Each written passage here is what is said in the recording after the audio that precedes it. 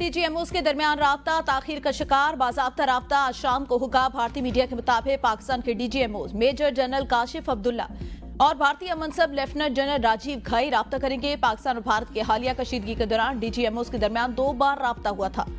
हफ्ते को होने वाली जंगबंदी के बाद ये उनकी पहली गुफ्तगू है, जिसमें आइंदा मुज़ाकरात के हवाले से लाएमल और जंगबंदी के फैसले की तफसीलात पर गौर किया जाएगा। नायब वज़ीर आज़म वज़ीर ख़ारजा इसाक डार डीजीएमओस के राब्ते के बाद मुज़ाकरात के लिए गैर जानबदार मकाम का तयन किया जाएगा। सिंतास मुआहदे पर हमारी पोजीशन वाज़े, पाकिस्तान को गैर मुतल्लिका कहने का मफरूज़ा हमेशा के लिए ख़त्म कर दिया। आगे जो अभी तक नेगोशिएशंस स्टार्ट नहीं हुई, तो है कि इस नेगोशिएशंस जल्द स्टार्ट हो जाएंगी और उस पर एक मेरी राय के मुताबिक 3 पॉइंट्स का एजेंडा होगा, जिसमें पानी है, दहशतगर्दी है और कश्मीर है।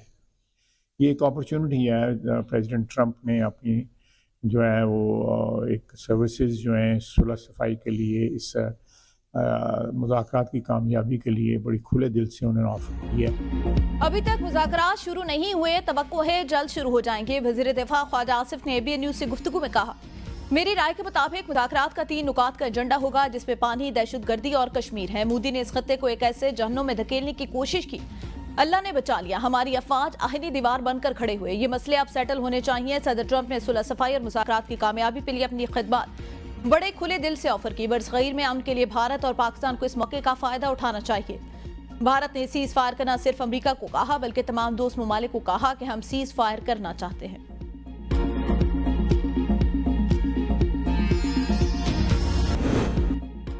सऊदी सफीर नवाफ बिन सईद अल मालकी की नायब वज़ीर आज़म और वज़ीर ख़ारजा इसाक डार से मुलाकात। 2 तरफ़ा ताल्लुकात की तमाम पहलुओं पर तबादला ख्याल। पाकिस्तान और सऊदी अरब के बिरादराना ताल्लुकात को मज़ीद मुस्तहकम करने के अज़्म का यादा। तमाम शोबों में ताउन बढ़ाने पर इत्तेफाक।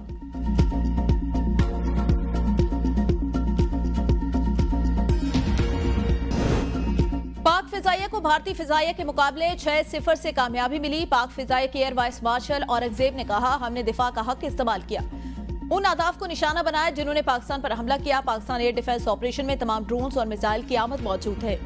भारत ने ड्रोन हमलों और तैयारों से पाकिस्तान की शहरी आबादी को निशाना बनाया। भारतीय फिजाइया की जारियत पर उसके तैयारे मार गिराए। तर्जमान पाक बहरिया वाइस एडमिरल रब नवाज ने कहा, पाक नेवी के पास भारतीय बहरिया को समुद्र में रोकने की पूरी सलाहियत है। दौरान जंग पाकिस्तान नेवी भारतीय नेवी की सरगर्मियों पर नजर रखे हुए थी। 6 और 7 मई को जब भारत ने हमला किया, हम मुकम्मल तौर पर तैयार थे।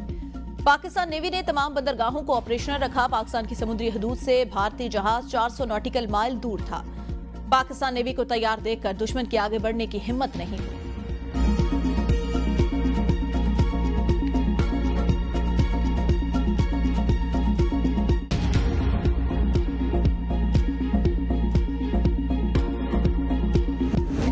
राफेल तैयारे पाकिस्तान के सामने फेल हो गए। भारतीय दिफाई तज्जियाकारों ने भी तस्लीम कर दिया। कहते हैं इंडिया ने करोड़ों डॉलर से राफेल तैयारे खरीदे जो पाकिस्तान के सामने बेबस हैं। पाकिस्तान और चीन ने मिलकर एक ऐसा नेटवर्क बनाया जो ना नजर आने वाला था। हमारे पायलट इस नजर आने वाले नेटवर्क में फंस गए। नजर आने वाले नेटवर्क से राफेल तो क्या कोई भी नहीं लड़ सकता।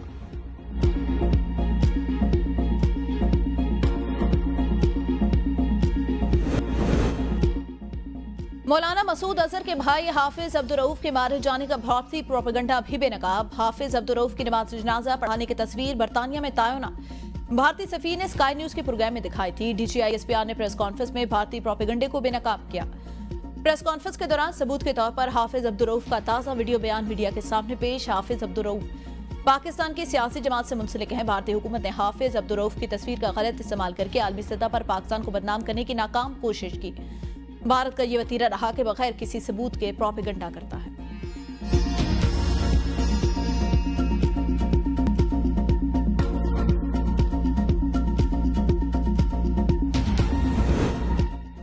वो आए, मारा, चलते बने और हम देखते रह गए। भारतीय सोशल मीडिया सार्फिन ने पाकिस्तानी शाहीनों की तस्वीर शेयर करते हुए अपना दुखड़ा सुना दिया। कहा, भारत के हर्जा सराई के जवाब में पाक फिजाई के शाहीनों ने इंडिया को कारी जर्फ लगाई। पाकिस्तानी पायलट ने पहले अलविदाई खतूत लिखे, एक खुदकुश कार्रवाई जैसे मिशन पर निकले। हमारे 3 बड़े एयरबेसेस पर हमला किया। तमाम तर मुश्किलात के बावजूद उन्होंने अपने अहदाफ को निशाना बनाया और बाहिफाजत वापस लौट गए। हम अपने तमाम रेडार, ताकत और तैयारी के बावजूद उन्हें रोक न सके।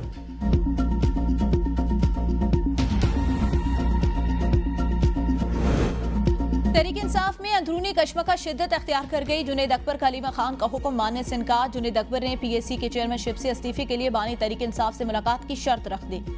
जुनैद अकबर ग्रुप का कहना है जुनैद अकबर को ओहदे से हटाने का हुक्म सिर्फ हवा में है, इसकी हकीकत नहीं। जुनैद अकबर को 2 बड़े ओहदे मिलने पर पार्टी में मुखालफत का सामना करना पड़ रहा था। जो अडयाला मुलाकात के लिए जाता है वो बानी को दूसरों के खिलाफ भड़का आता है।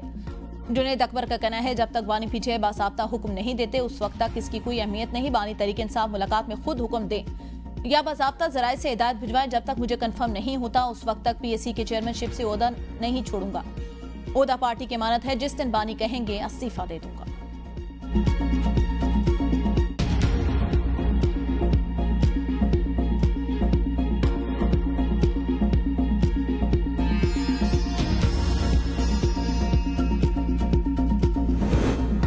पीटीआई रहनुमाओं और कारकुनान के खिलाफ 4 अक्टूबर एहतजाज का केस। प्रोसिक्यूशन की जांच से मुकदमे का चालान अदालत में पेश। बैरिस्टर गौहर, अली अमीन गंडापुर, बैरिस्टर सैफ, उमर अयूब मुल्जिमान नामजद। केस की आइंदा समाअत पर मुल्जिमान पर फर्द जुर्म आयद किए जाने का इम्कान। सेशन कोर्ट इस्लामाबाद ने समाअत 17 जुलाई तक मुलतवी कर दी।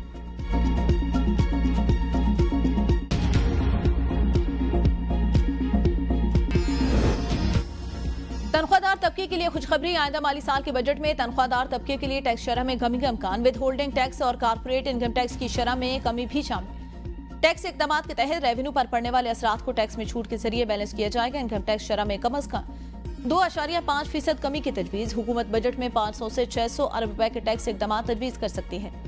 रवा माली साल तनख्वाहदार तबके से रेवेन्यू की वसूली मुतवक्के रेवेन्यू के मुकाबले में कहीं ज्यादा। कंपनियों पर आय शरह की टैक्स और सुपर टैक्स में कमी की भी तजवीज़ है।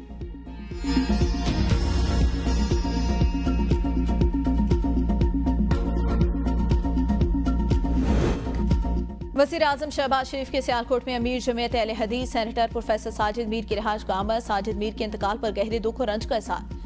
कहा साजिद मीर पाकिस्तान के अहले बसीरत सियासी शख्सियत और दीनी स्कॉलर थे जिनकी रहलत से पैदा खला शायद कभी पूर्ण न हो सके। मुश्किल के इस खड़े में मुझ समेत पूरी कौम की हमदर्दियां साजिद मीर के अहले खाना के साथ हैं। वज़ीर आज़म साबिक रुकन सूबाई असम्बली मरहूम चौधरी अरशद वड़ाज की रिहाइश गाह भी गए। वज़ीर आज़म का मरहूम के लवाहिकीन से सारे ताज़ियत।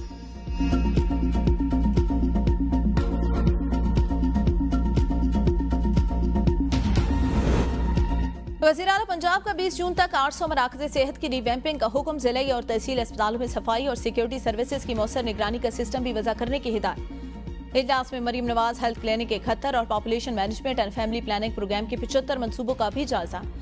सेहत के लिए मौसर तरीन सेंट्रल मॉनिटरिंग सिस्टम नाफिज करने का असूली फैसला। हर डिवीजन में थैलेसीमिया सेंटर कायम करने की असूली मंजूरी। 21 डिस्ट्रिक्ट और 15 तहसील हेडक्वार्टर अस्पतालों में थैलेसीमिया सेंटर बनेंगे। वज़ीर आला ने सूबे भर में आलमी मयार के मुताबिक ब्लड फ्राहमी के लिए प्लान तलब कर लिया। अस्पताल में जदीद तरीन आलात से मुसय्यन ट्रॉमा सेंटर कायम करने की तजवीज़ पर भी इत्तफाक।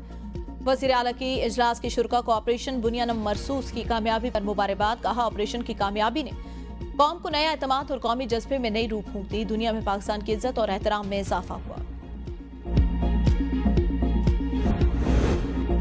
अमेरिका और चीन के दरमियान तिजारती माहिदा तय पा गया। अमेरिका ने चीनी मसनूआत पर ड्यूटी की शरह में 24% कमी कर दी। अमेरिका चीनी मसनूआत पर 10% की ड्यूटी बरकरार रखेगा। चीन और अमेरिका के दरमियान इक्तिसादी और तिजारती ताल्लुकात पर बातचीत जारी रखने पर इत्तफाक। फरीकैन के दरमियान आइंदा मुज़ाकरात चीन, अमेरिका या किसी तीसरे मुल्क में मुनक्किद किए जा सकते हैं। चीनी वज़ारत तिजारत ने कहा चीन 2 अप्रैल से अमेरिका पर आए जवाबी टैरिफ मुअत्तल या खत्म करेगा। अमेरिकी वज़ीर ख़जाना के मुताबिक चीनी मसनूआत पर 90 दिन के लिए टैरिफ की शरह में नुमायां कमी की गई।